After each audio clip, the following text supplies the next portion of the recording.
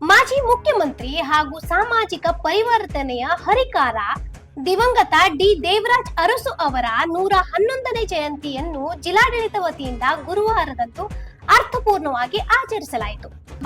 ಆಯೋಜಿಸಲಾಗಿದ್ದ ಮೆರವಣಿಗೆಗೆ ಜಿಲ್ಲಾಧಿಕಾರಿ ಮೊಹಮ್ಮದ್ ರೋಷನ್ ಅವರು ಜಿಲ್ಲಾಧಿಕಾರಿ ಕಚೇರಿ ಆವರಣದಿಂದ ಚಾಲನೆ ನೀಡಿದರು.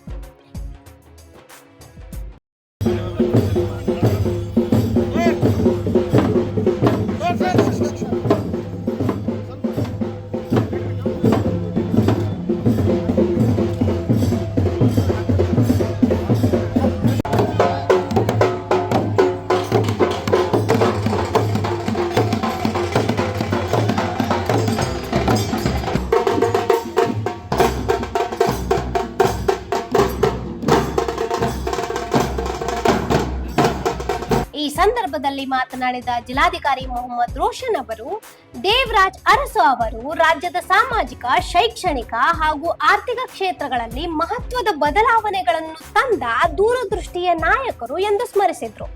ದೇವರಾಜ್ ಅರಸು ಅವರ ಆಡಳಿತ ಅವಧಿಯಲ್ಲಿ ಜಾರಿಗೆ ಬಂದ ಹಲವು ಕ್ರಾಂತಿಕಾರಿ ಕಾನೂನುಗಳು ಹಾಗೂ ಸಾಮಾಜಿಕ ಸುಧಾರಣೆಗಳು ಸಮಾಜದ ದುರ್ಬಲ ವರ್ಗಗಳ ಬದುಕಿನಲ್ಲಿ ಮಹತ್ವದ ಬದಲಾವಣೆ ತಂದಿದೆ. ವಿಶೇಷವಾಗಿ ಸಾಮಾಜಿಕ ಸಮಾನತೆ, ಹಿಂದುಳಿದ ವರ್ಗಗಳ ಅಭಿವೃದ್ಧಿ ಹಾಗೂ ಶೋಷಿತ ಸಮುದಾಯಗಳಿಗೆ ಅವಕಾಶ ಕಲ್ಪಿಸುವ ನಿಟ್ಟಿನಲ್ಲಿ ಅವರು ಕೈಗೊಂಡ ಕ್ರಮಗಳು ಇಂದಿಗೂ ಪ್ರಸ್ತುತವಾಗಿವೆ ಎಂದು ಹೇಳಿದ್ರು. ಸಮಾಜದಲ್ಲಿನ ಅಸಮಾನತೆಯನ್ನು ನಿವಾರಿಸಿ ಎಲ್ಲರಿಗೂ ಸಮಾನ ಅವಕಾಶ ಕಲ್ಪಿಸುವ ನಿಟ್ಟಿನಲ್ಲಿ ದೇವರಾಜ್ ಅರಸು ಅವರು ಸಾಕಷ್ಟು ಶ್ರಮಿಸಿದ್ದು, ಅವರ ಆಡಳಿತ ಮತ್ತು ಸಾಮಾಜಿಕ ಚಿಂತನೆಗಳು ಇಂದಿನ ಪೀಳಿಗೆಗೆ ಮಾದರಿಯಾಗಿವೆ. ಅವರ ಆದರ್ಶಗಳನ್ನು ಜೀವನದಲ್ಲಿ ಅಳವಡಿಸಿಕೊಂಡು ಸಮಾನತೆ ಹಾಗೂ ಸಾಮಾಜಿಕ ನ್ಯಾಯದ ಸಮಾಜ ನಿರ್ಮಾಣಕ್ಕೆ ಪ್ರತಿಯೊಬ್ಬರು ಕೈಜೋಡಿಸಬೇಕು ಎಂದು ಜಿಲ್ಲಾಧಿಕಾರಿ ಮೊಹಮ್ಮದ್ ರೋಷನ್ ಅವರು ಕರೆ ನೀಡಿದ್ರು. ನಾವೆಲ್ಲರೂ ಒಂದಾಗಿ ಇವತ್ತು ಇಲ್ಲಿ ಆಗಮಿಸಿದೀವಿ.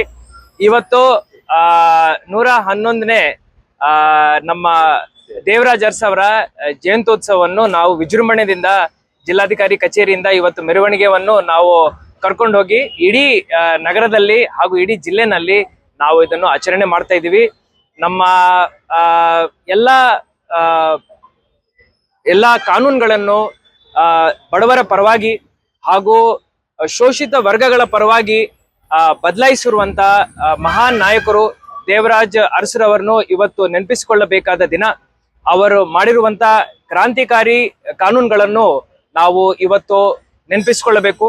ಜೊತೆನಲ್ಲಿ ಅವರ ಮೂಲ ಉದ್ದೇಶಗಳೇನಿದ್ದಾವೆ, ಅವರ ಮೌಲ್ಯಗಳೇನಿದ್ದಾವೆ ಅಂದ್ರೆ ನಾವೆಲ್ಲರೂ ಒಂದಾಗಿರ್ಬೇಕು, ಸಮಾಜದಲ್ಲಿ ಸಮಾನತೆ ಬರ್ಬೇಕನ್ನೋದು ಅವರದ್ದು ಉದ್ದೇಶ ಏನಿದೆ, ಅದರಕ್ಕೋಸ್ಕರ ನಾವೆಲ್ಲರೂ ಒಂದಾಗಿ ಕೆಲಸ ಮಾಡ್ಬೇಕಂತ ಇವತ್ತು ತಮ್ಮ ಮುಖಾಂತರ ಎಲ್ಲರಿಗೂ ನಾನು ಹೇಳಲಿಕ್ಕೆ ಬಯಸುತ್ತೇನೆ. ಮಗದೊಮ್ಮೆ ದೇವರಾಜ್ ಅರಸುರವರ 111ನೇ ಜಯಂತ್ಯೋತ್ಸವ ದಿನಾಚರಣೆಯ ಹಾರ್ದಿಕ ಶುಭಾಶಯಗಳು ಎಲ್ಲರಿಗೂ ನಾನು ಕೋರ್ಕೊಳ್ತೇನೆ. ಮುಖ್ಯವಾಗಿ ಬೆಳಗಾವಿಗೆ ಇಲ್ಲಿ ಆಡಳಿತಾತ್ಮಕ ಶಕ್ತಿ ಕೇಂದ್ರ ಮಾಡಬೇಕಂತ ವಿಭಾಗೀಯ ಕಚೇರಿಗಳನ್ನು ತಂದರೆ ಸರ್, ಬೆಳಗಾವಿಗೆ ಅತ್ಯುತ್ತಮ ಕೊಡುಗೆ ಇದೆ, ಅದ್ರ ಬಗ್ಗೆ ಹೋದಾಗ ಈಗ ಬೆಳಗಾವಿ ನಮ್ಮ ರಾಜ್ಯದ 2ನೇ ರಾಜಧಾನಿ ಅಂತ ನಾವು ಹೇಳ್ತೀವಿ. ಅದಕ್ಕೆ ಒಂದು ಮೂಲ ಸ್ತಂಭ ನಮ್ಮ ದೇವರಾಜ್ ಅರಸುರಾಗ್ತಾರೆ. ಜೊತೆನಲ್ಲಿ ನಾವು ಉತ್ತರ ಕರ್ನಾಟಕ ಭಾಗದಲ್ಲಿ ಏನೇನು ಅಭಿವೃದ್ಧಿಗಳನ್ನು ನಾವು ಈಗ ನೋಡ್ತಾ ಇದ್ದೀವಿ, ಆವಾಗ ಒಂದು 30-35 ವರ್ಷದ ಹಿಂದೆ ಅದರ ರೂಪರೇಷೆಗಳನ್ನು ಅವರು ರೂಪಿಸಿದ್ದಾರೆ. ಸೊ ಇಡೀ ಉತ್ತರ ಕರ್ನಾಟಕದ ಜನಾಂಗದ ಇಡೀ ಎಲ್ಲ ಸಮಾಜಗಳಿಂದ ನಾನು ಬೆಳಗಾವಿ ಜಿಲ್ಲಾಧಿಕಾರಿಯಾಗಿ ಅವರನ್ನು ನಾನು ಇವತ್ತು ನೆನಪಿಸಿಕೊಳ್ತಾ ಇದ್ದೀನಿ. Thank you sir. ಈಗ ಪ್ರಸ್ತುತ ಸಮಾಜಕ್ಕೆ ದೇವರಾಜ್ ಅರಸು ಯೋಜನೆ ಅವರ ಒಂದು ಕನಸುಗಳು ಎಷ್ಟು ಮಟ್ಟಿಗೆ ಅವಶ್ಯಕತೆ ಇರುತ್ತೆ? ನನ್ನ ಜೊತೆ ಇಷ್ಟು ಅಧಿಕಾರಿಗಳು ಈ ಉನ್ನತ ಸ್ಥಾನದಲ್ಲಿ ಇವತ್ತು ಬಂದು ಆಡಳಿತದಲ್ಲಿ ಭಾಗಿಯಾಗಿದ್ದಾರೆ. ಅದಕ್ಕೆ ದೇವರಾಜ್ ಅರಸರು ಒಬ್ಬ ಮೂಲ ಕಾರಣರಾಗ್ತಾರೆ. ಜೊತೆನಲ್ಲಿ ಎಷ್ಟೋ ಜನ ಬಡ ಮಕ್ಕಳು ಹಾಗೂ ನಮ್ಮ ಬ್ಯಾಕ್ವರ್ಡ್ ಕ್ಲಾಸಸ್ ಮಕ್ಕಳು ಎಷ್ಟೋ ಜನ ಹಾಸ್ಟೆಲ್ಗಳಲ್ಲಿ ಓದ್ತಾ ಇದ್ದಾರೆ. ಅವ್ರಿಗೆ ಒಂದು ಒಳ್ಳೆ ರೀತಿಯ ಶಿಕ್ಷಣ ಸಿಗ್ತಾ ಇದೆ, ಊಟ ಸಿಗ್ತಾ ಇದೆ, ಎಲ್ಲಾ ರೀತಿಯ ಸವಲತ್ತುಗಳು ಸಿಗ್ತಾ ಇದೆ. ಅದಕ್ಕೂ ದೇವರಾಜ್ ಅರಸರು ಮೂಲಭೂತ ಕಾರಣರಾಗ. ಬಡವರಿಗೆ ಉಳುವವೇ ಭೂಮಿಯ ಒಡೆಯ ಅಂತ ಅತಿ ಒಂದು ರೈತ ಕಾಯ್ದೆಯಾಗ ಒಂದು ಭೂಮಿ ಶಿವಂಗ್ ಮಾಡಿದಾರೆ. ಅದು ಒಂದು ಅವ್ರ ಕಾಲಾವಧಿಯಲ್ಲಿ ಆಗಿತ್ತು. ಅದು ಒಂದು ಮಹತ್ವವಾದ ಒಂದು ಬಡವರಿಗೆ ಶೋಷಿತರಿಗೆ ಭೂಮಿ ಸಿಕ್ಕಿತ್ತು. ಕರೆಕ್ಟ್. ನಾವು ಲ್ಯಾಂಡ್ ರಿಫಾರ್ಮ್ಸ್ ಬಗ್ಗೆ ಮಾತಾಡ್ಬೇಕಂದ್ರೆ ದೇವರಾಜ್ ಅರಸರ ಬಗ್ಗೆ ಮಾತಾಡ್ಲೇಬೇಕು. ಭೂ ಸುಧಾರಣೆ ಹರಿಕಾರ ಅಂತ ನಾವು ಅವರನ್ನು ಕರಿತೀವಿ. ಸೊ ಆ ಬಿರುದು ಸುಮ್ನೆ ನಾವು ಕೊಡ್ಲಿಕ್ಕೆ ಆಗಲ್ಲ. ಇಡೀ ಕರ್ನಾಟಕದಲ್ಲಿ ಎಷ್ಟೋ ಜನ ಯಾರು ಉಳುಮೆ ಮಾಡ್ತಾ ಇದ್ದಾರೆ, ಉಳುಮೆ ಮಾಡುವವರಿಗೆ ಆ ಭೂಮಿ ಸಿಗ್ಬೇಕಂತ ಅವ್ರು ಏನು ಹೋರಾಟ ಮಾಡಿದ್ದಾರೆ, ಅದಕ್ಕೆ ನನ್ನ ಪ್ರಕಾರ ಒಂದು ಸಾರ್ಥಕತೆ ಸಿಕ್ಕಿದೆ. ಎಷ್ಟೋ ಜನ ಬಡವರು ಇವಾಗ ಬರ್ತಾರೆ ನನ್ನ ಕಡೆ, 2 ಎಕರೆ 3 ಎಕರೆ 4 ಎಕರೆ 1 ಹೆಕ್ಟೇರ್ ಜಮೀನ್ ನಮ್ ಕಡೆ ಇದೆ, ನಾವು ಉಳುಮೆ ಮಾಡ್ತಾ ಇದೀವಿ ಅಂತ ಅವ್ರು ನಮ್ಗೆ ಹೇಳುವಾಗ ಆವಾಗ ನಾವು ಮತ್ತೆ ದೇವರಾಜ್ ಅರಸರ ಕೊಡುಗೆ ಏನಿದೆ ಅದನ್ನು ನಾವು ನೆನಪಿಸ್ಕೊಳ್ತಾ ಇರ್ತೀವಿ. ಸೊ ಆ ಕೊಡುಗೆ ಇದೆ. ಇನ್ನು ಮುಂದಿನ ದಿನಮಾನಗಳಲ್ಲಿನೂ ಅವರ ಉದ್ದೇಶಗಳೇನಿದಾವೆ, ಅವರ ಮೌಲ್ಯಗಳೇನಿದಾವೆ, ಅದರ ಪ್ರಕಾರ ನಮ್ಮ ಕಾರ್ಯಶೈಲಿಯನ್ನು ನಾವು ಅಳವಡಿಸ್ಕೊಂಡು ನಡೆಸ್ತೀವಿ ಅಂತ ತಮ್ಗೆ ಹೇಳ್ತಾರೆ. ಹಿಂದುಳಿದ ವರ್ಗಗಳ ಕಲ್ಯಾಣ ಇಲಾಖೆ ದೇವರಾಜ್ ಆಫೀಸ್ ಎಲ್ಲ ಇದೆ, ಬಟ್ ಜನ ಹೋಗಕ್ಕೆ ತುಂಬಾ ತ್ರಾಸ ಇದೆ ಅಲ್ಲಿ. ಒಂದು ಹೊಸ ಆಫೀಸ್ ನಾವು ನಿರ್ಮಾಣ ಮಾಡ್ಲಿಕ್ಕೆ ಪ್ರಪೋಸಲ್ ಮಾಡ್ತಾ ಇದೀವಿ. ವ್ಯವಸ್ಥೆ ಆದ್ರೂ ಮಾಡ್ಬೇಕಲ್ಲ ಸರ್. ಬಸ್ಸಿನ ವ್ಯವಸ್ಥೆನೂ ಮಾಡ್ತೀವಿ. ಇದು ಬರೇ ತಾತ್ಕಾಲಿಕ ಇಶ್ಯೂ. ಬೆಳಗಾವಿನಲ್ಲಿ ಬಟ್ ಜನ ಸರ್ ತುಂಬಾ ಬೆಳಗಾವಿನಲ್ಲಿ ಜನ ತುಂಬಾ ನೋ ಪ್ರಾಬ್ಲಮ್, ಸಾಲ್ವ್ ಮಾಡೋಣ ಪ್ರಾಬ್ಲಮ್ ಇದೆ, ಒಪ್ಕೊಳ್ತೇನೆ. ಮಾತಾಡ್ತಾ ಇದೀವಿ, ಜನಕ್ಕೆ ಅಲ್ಲಿ ತೊಂದ್ರೆ ಬಹಳ ಸಿಂಪಲ್ ಇದೆ, ಏನಿಲ್ಲ. ಈಗ ನೋಡಿ, ನಮ್ಮ ಜಿಲ್ಲಾಧಿಕಾರಿ ಕಚೇರಿ 1 ವರ್ಷ ನಾವು ಕಷ್ಟಪಟ್ಟು ರಿಪೇರಿ ಮಾಡಿಸಿದ್ವಿ. ಅದೇ ರೀತಿ ಒಂದು ಹೊಸ ಜಿಲ್ಲಾಧಿಕಾರಿ ಕಚೇರಿ ಬರ್ತಾ ಇದೆ. 75 ಕೋಟಿ ನಾವು, ನನ್ನ ಪ್ರಕಾರ 1.5-2 ವರ್ಷದ ಒಳಗಡೆ ಮುಕ್ತಾಯ ಆಗುತ್ತೆ. ಜೊತೆನಲ್ಲಿ ಪಾರ್ಕಿಂಗ್ ವ್ಯವಸ್ಥೆ ಇರ್ಲಿಲ್ಲ, ಅದನ್ನು ನಾವು ಅದರಲ್ಲಿ ಅಳವಡಿಸ್ಕೊಳ್ತಾ ಇದ್ವಿ. ಸ್ವಲ್ಪ ಚೇಂಜಸ್ ಆದಾಗ ಸ್ವಲ್ಪ ಹೆಚ್ಚು ಕಡಿಮೆ ಆಗ್ತವೆ.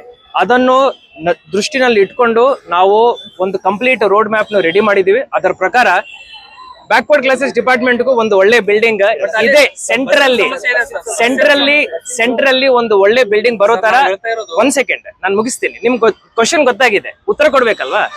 ಸೊ ಈ ಮೂಲ ಸೆಂಟ್ರಲ್ಲಿ ನಾವು ಒಂದು ಹೊಸ ಬಿಲ್ಡಿಂಗ್ ನಿರ್ಮಾಣ ಮಾಡ್ಲಿಕ್ಕೆ ನಾವು ಸಾಯಶಕ್ತಿ ಪ್ರಯಾಸ ಮಾಡ್ತಾ ಇದೀವಿ.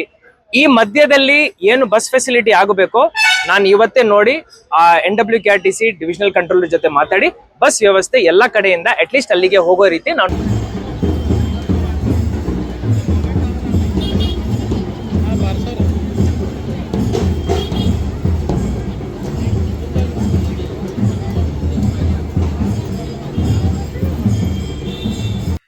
ಇಂಥ ಇನ್ನೂ ಅಪ್ಡೇಟ್ಗಳಿಗಾಗಿ ಫಾಲೋ ಮಾಡಿ ವಾಯ್ಸ್ ಆಫ್ ಏನುಗ್ರಾಮ್ಗೆ.